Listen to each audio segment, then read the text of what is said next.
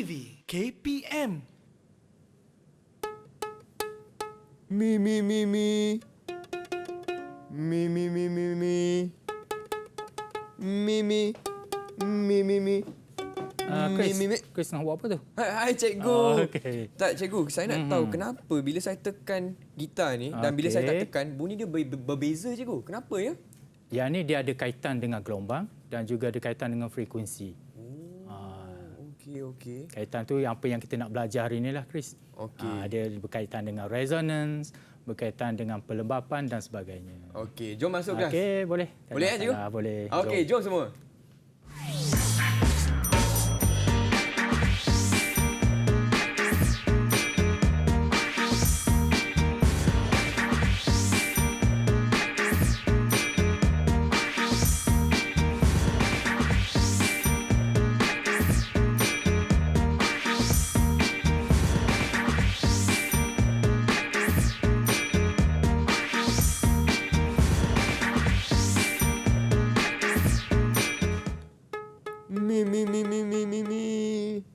Hai semua, apa khabar? Anda sedang menonton slot menengah atas bersama saya Chris MJ selaku pengacara anda. Dan hari ini kita akan belajar mata pelajaran sains tambahan bersama Cikgu Rosnizan. Apa khabar Cikgu? Okey Chris, baik. Khabar baik ya Cikgu? Chris okey hari ni? Chris pun okey dah sedia Chris untuk belajar dengan Cikgu Rosnizan hari ini. Tapi sebelum itu saya juga ingin ucapkan selamat datang kepada Cikgu Kulina dari SMK Sultan Abdul Samad Klang, Selangor selaku jurubahasa kita. Okey, baiklah sebelum kita teruskan cikgu, saya nak tanya kawan-kawan di rumah, murid-murid semua dah sedia tak?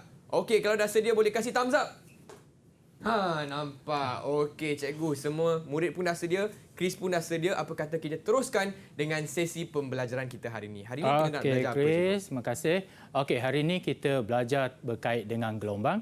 Okey, iaitu pelembapan dan juga resonance. Apa resonance-nya? Ia ada kaitan dengan Chris main gitar tadilah. Okey. Sebelum tu kita tengok dulu kita punya standard pembelajaran Chris. Yang pertama apa yang kita akan belajar ini, yang pertama kita terangkan penghasilan gelombang. Yang kedua menerangkan pelembapan dalam sistem ayunan. Yang ketiga berkomunikasi mengenai contoh pelembapan sistem ayunan dalam kehidupan harian. Yang keempat, menerangkan resonance dalam sistem ayunan. Dan yang kelima, berkomunikasi mengenai aplikasi resonance dalam kehidupan harian. So, kita ada 5 subtopik lah, standard pembelajaran kita pada hari ini. Cikgu, saya nak tanya, apakah maksud gelombang cikgu dan bagaimanakah gelombang ni boleh terhasil? Okey, Chris. Okey, bagus soalan Chris tu. Yang mana yang ni pada untuk poin yang pertama tadilah. Okey, kita tengok yang pertama penghasilan gelombang. Bagaimana gelombang terhasil? Okey, ni kita tengok ada 2 gambar.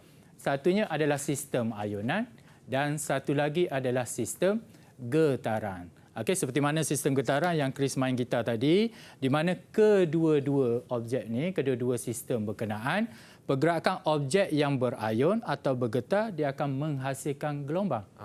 Yang saya kata tadi, yang Chris buat dia menghasilkan gelombang. Cumanya beza bila Chris petik saja bagaimana bunyi terhasil. Sebelum bunyi itu dia ada getaran dia. Ada sistem getaran bagaimana bunyi terhasil. Dia ada kaitan yang lain pula lah. Okey.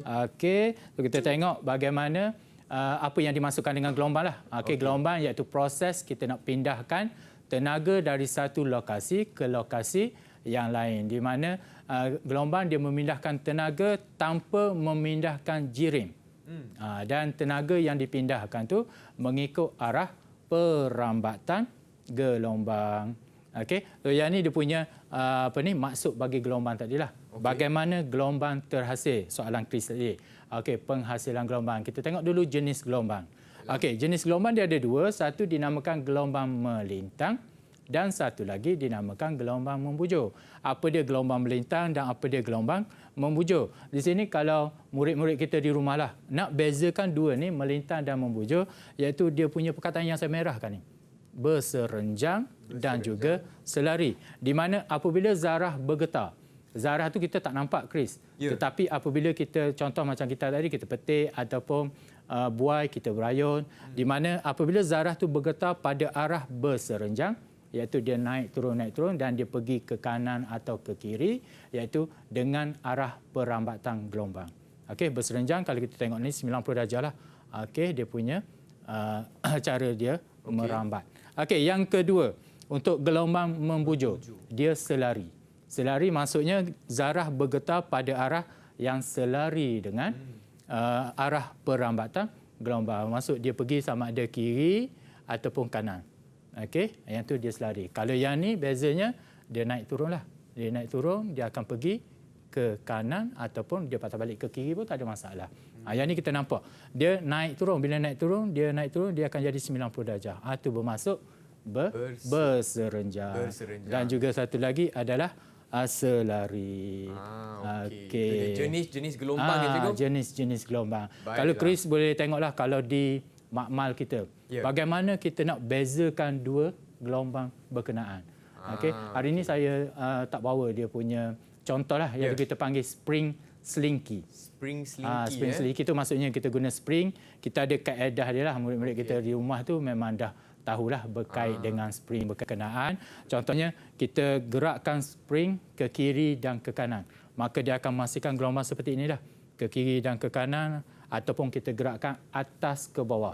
Dan dia akan bergerak ke depan lah. Sebabnya kita start dengan sini. Okey, kita gerakkan dia akan bergerak. Naik turun, naik turun. Kalau kita nak buat graf dia akan graf macam inilah. Naik turun, naik turun. Faham? Okey, dan dia akan ke kanan. Dan kita boleh nampak dia punya sudut dia tu 90 darjah. Kalau yang ni mudah. Yang ni maksudnya kita getarkan, kita tolak dan kita tarik. Faham? Kita tolak dan tarik. Kalau kita tengok pada spring slinky, maka dia ada, kalau kita nak buat bentuk gelombang, dia ada garisan dia rapat dan juga jauh. Okay. Baiklah cikgu, boleh tak kongsikan rumusan mengenai segmen kali ini tentang jenis-jenis gelombang cikgu? Silakan. Okey, jenis-jenis gelombang ni. Okey, kalau di sini kita tengok contoh apa yang ada pada gelombang melintang, kita ada gelombang air. Okey, satu lagi kita ada gelombang cahaya. Okey, dan kalau gelombang membujur iaitu gelombang bunyi. Jadi memang ada dua jenis sajalah cikgu. Ada dua jenis saja gelombang. Tetapi dia punya sifatnya lain, Chris. Kalau sifat tadi dia ada beberapa sifat dia lah. Okey, tapi kita tak nak fokus kepada sifat hari ini. Yang kita nak fokus ni adalah jenis gelombang, yang satu melintang, satu lagi membujur. Tapi nanti kita akan buat eksperimen yang berkaitan. Contohnya kita akan buat gelombang melintang lah. Kita nak tengok dari segi graf yang terhasil. Okey, bagaimana graf yang terhasil nanti, sama ada graf tu makin rendah ataupun makin nilainya makin sifar, ataupun graf tu kekal orang panggil apa, malar. Sama je sampai habis macam mana. Adakah kalau graf dia contoh yang ni kita tengok beberapa. Kalau kita tengok graf makin lama makin kecil sehingga atas, apa dia punya kesannya. Kalau grafnya jadi macam ni. Jadi yang ni selepas inilah cikgu. Okey, selepas inilah kita akan belajar sebelum berkait itu, apa kata kita berehat sebentar boleh cikgu? Okey, boleh Chris. Okey, kepada rakan-rakan di rumah, jangan ke mana-mana. Kita kembali lagi ke slot menengah atas bersama Cikgu Rosnizan untuk Sains Tambahan Tingkatan 5.